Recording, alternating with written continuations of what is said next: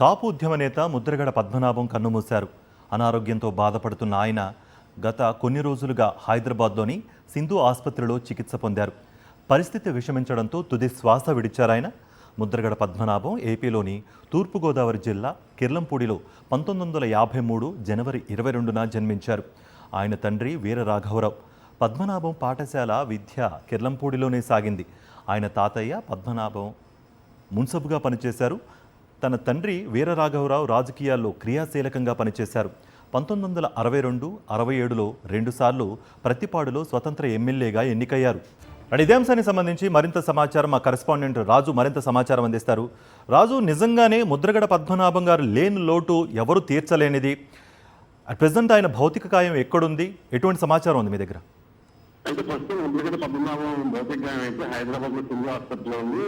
రాత్రి ఆయన అక్కడ ఉన్నటువంటి ఫార్మాలిటీలను పూర్తి చేసిన తర్వాత రాత్రి అక్కడి నుంచి బయలుదేరి ఉదయం కల్లా కిర్లంపూడి చేరుకుంటుందని చెప్పి కుటుంబ సభ్యుల నుంచి వస్తున్నటువంటి సమాచారం. ఏదైతే ముద్రగడ పద్మనాభకి లేదన్న విషయం అటు అభిమానులు కానీ కుటుంబ సభ్యుల్లో కానీ తీవ్ర విషాదాన్ని అయితే నింపింది. ఎందుకంటే ఆయన రాజకీయాల్లోని అనేక అంచెలుగా ఎదిగారు. ఆయన ఎమ్మెల్యేగా 4 సార్లు ప్రతిపాదన గెలిచారు. అదేవిధంగా మంత్రి పదవిని కూడా 2 సార్లు చేశారు.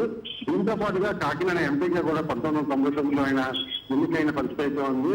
ఓవరాల్ గా చూసినట్లయితే కాపు ఉద్యమం, కాపులు బీసీలో చేర్చాలన్న దాని మీదే ఆయన అలుపరిగని పోరాటం అయితే చేశారు. ఖచ్చితంగా ముద్రగడ లేదన్న విషయాన్ని మాత్రం కాపు ఉద్యమ నాయకులతో పాటుగా ఆయన అభిమానులు కుటుంబ సభ్యులు జీవించలేని పరిస్థితి అయితే ఉంది. 2016 ఆ సమయంలో ఆయన కాపు ఉద్యమాన్ని బాగా ఉద్యోగం చేశారు. ఎందుకంటే 2014 ఎన్నికల ముందు చంద్రబాబు నాయుడు కాపులు బీసీలో చేరుస్తామని చెప్పి హామీలు ఇచ్చారు. అయితే అధికారంలోకి వచ్చినప్పుడు ఆ హామీని అమలు చేయకపోవడంతో పద్మనాభం కిర్లంపూడి కేంద్రంగా ఆయన కాపు ఉద్యమాన్ని ప్రారంభించారు. వివిధ దశల్లో కాపు ఉద్యమాన్ని తీవ్రస్థరం చేశారు. ముఖ్యంగా తుమ్మిలో కాపు గద్దె సమావేశం నిర్వహించారు. ఆ తర్వాత ఆయన కుటుంబంలో కలిసి ఆమరణ దీక్ష చేపట్టారు. అదేవిధంగా ఆకలి కేకలు అనే పేరుతో కంచాలను కొట్టి ఆ ప్రభుత్వం మీద తీవ్ర స్థాయిలో ఒత్తిడి తీసుకురావడం జరిగింది. అయితే ముద్రగడ ఉద్యమాన్ని ఎలాగైనా అంచెవేయాలనే ఉద్దేశంతో అప్పట్లో చంద్రబాబు సర్కారు ఆయన ఏదైతే తన బాధ్యత కలిసి కిర్లంపూడి ఇంట్లోనే ఆయన ఆమరణ దీక్ష చేస్తున్నారో ఆ దీక్షను భగ్నం చేసి బలవంతంగా కుటుంబ సభ్యులని రాజమండ్రి ప్రభుత్వం అసలు తరలించారు.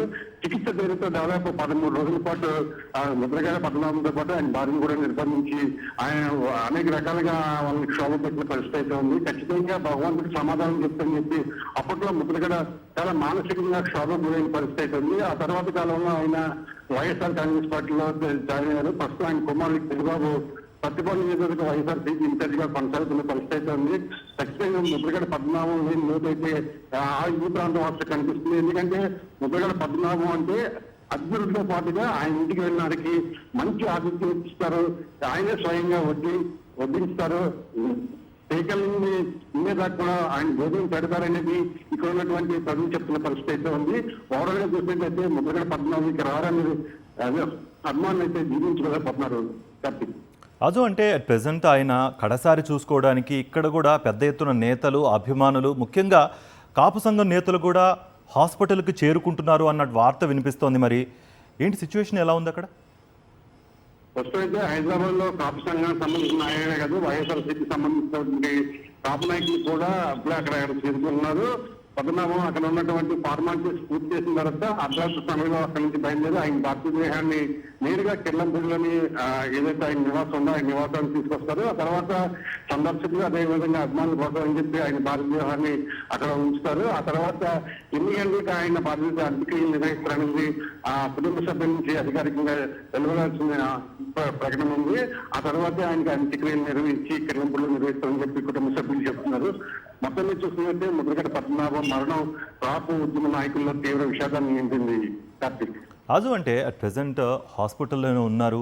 సంబంధించిన లాస్ట్ ఫార్మాలిటీస్ ఉంటాయి. అండ్ కిర్లంపూడికి తీసుకువెళ్ళేకి సంబంధించిన టైమింగ్స్ ఏమైనా చెప్పారా? అంటే ఈ టైంలో తీసుకువెళ్ళబోతున్నారు దానికి సంబంధించి, ఎందుకంటే ఆల్రెడీ అభిమానులు చాలా పెద్ద ఎత్తున రాబోతున్నారు కదా, దానికి సంబంధించి క్లారిటీ ఏమైనా ఇచ్చారా? కార్తీక్ ఖచ్చితంగా ఈ ఫార్మాలిటీస్ పూర్తయ్యేసరికి రాత్రి 11-12 గంటలు అవుతుందని చెప్పి మనకున్నటువంటి సమాచారం. ఆ తర్వాతే ఆ ఫార్మాలిటీస్ 12 గంటలు 11 గంటల తర్వాతే ఆయన్ని అక్కడి నుంచి తీసుకొని బయలుదేరి కిర్లంపూడి వస్తారని చెప్తున్నారు. కిర్లంపూడి వచ్చిన తర్వాత సందర్శకుల నిమిత్తం లేదా ఆయన అభిమానుల నిమిత్తం ఆయన భారతీయ దేహాన్ని అక్కడ ఉంచుతారని చెప్పి కుటుంబ సభ్యులు చెప్తున్నారు. కార్తీక్ అంటే రాజు, ఆయన సందర్శనార్థం అక్కడ ఏర్పాట్లు ఎలా జరుగుతున్నాయి, దానికి సంబంధించి ఎప్పటిలోగా క్లారిటీ వచ్చే అవకాశం ఉంది? అంటే ఇప్పుడిప్పుడే చాలా మంది కూడా కిర్లంపూడిలోని ముద్రగడ నివాసం జరిగింది, కుటుంబ సభ్యులను పరామర్శిస్తున్న పరిస్థితి ఉంది. ఆ ఉదయం మరికొంతమంది, ఎందుకంటే రెండు తెలుగు రాష్ట్రాల్లో కూడా రైట్ రాజు, రైట్, మళ్ళీ మిమ్మల్ని కాంటాక్ట్ చేసే ప్రయత్నం చేస్తాం. మనతో పాటు కొండా రాజీవ్ గాంధీ గారు, వైఎస్ఆర్సీపీ కాపు నాయకులు జాయిన్ అవుతున్నారు. సార్ నమస్తే సార్. సార్, నిజంగా ముద్రగడ పద్మనాభం గారి లేని లోటు ఎవరూ తీర్చలేరు, పూడ్చలేరు. మరి ఆయనతో మీకున్న అనుబంధం, ఆ జ్ఞాపకాలను ఒకసారి గుర్తు చేసుకుంటారు?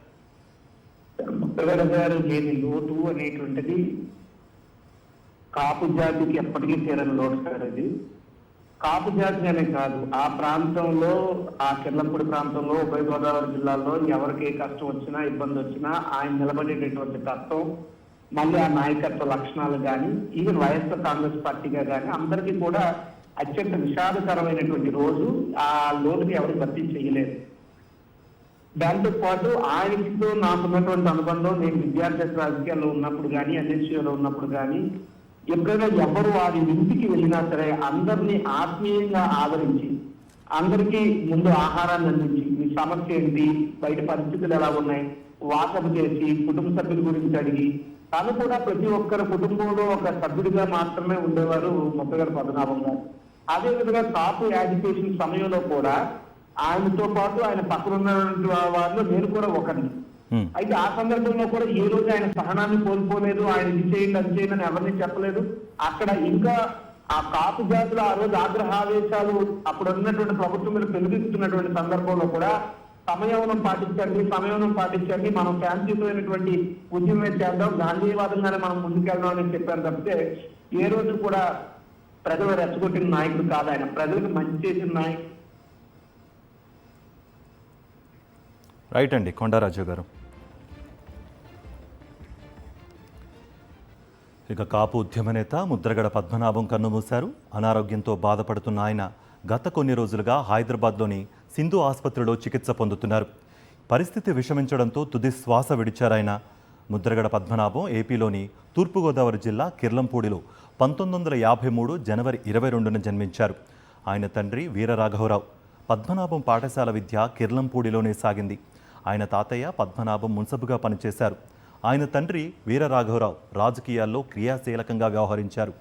1962, 67లో 2 సార్లు ప్రత్తిపాడు స్వతంత్ర ఎమ్మెల్యేగా ఎన్నికయ్యారు.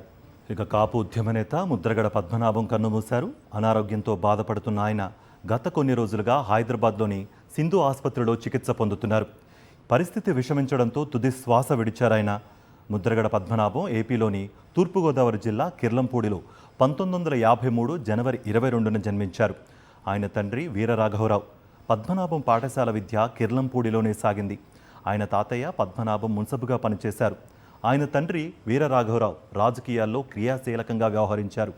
1962, 67లో 2 సార్లు ప్రత్తిపాడు స్వతంత్ర ఎమ్మెల్యేగా ఎన్నికయ్యారు.